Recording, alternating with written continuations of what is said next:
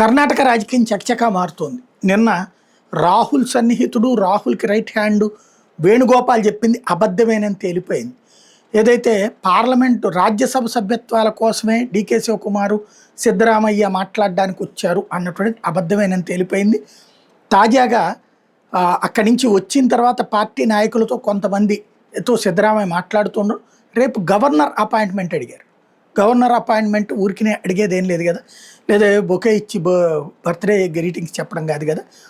ఇంకో పక్కన డీకే శివకుమార్ వర్గానికి సంబంధించిన వాళ్ళందరూ కూడా సంబరాలు బిగించేశారు. సోషల్ మీడియాలో కూడా ఆయన ముఖ్యమంత్రి కాబోతున్నాడు అన్నటువంటిది.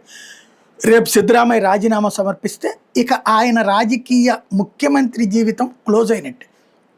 ఆయన ఈ వయసులో ఆ పదవి అందుకోవడం, కంటిన్యూ కావడం అన్నది ఒక గొప్ప అయితే, ఇక ఆయనకి బై బై చెప్పినట్టే. రాజ్యసభ ఇది ఇక అక్కడతో అయిపోయినట్టు. అంటే ఇక మళ్ళీ ముఖ్యమంత్రి పదవి ఆయనకి అసాధ్యం.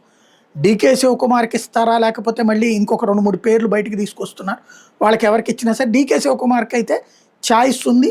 మళ్ళీ భవిష్యత్తులో కూడా ముఖ్యమంత్రికి అవకాశం ఉంటుంది. లైక్ భారతీయ జనతా పార్టీలో యడ్యూరప్ప ఉన్నట్టుగానే శివకుమార్కి ఛాన్స్ ఉంటుంది. ప్రస్తుతానికైతే మాత్రం కర్ణాటకలో ఇక బై బై సిద్ధరామయ్య అన్నట్టే.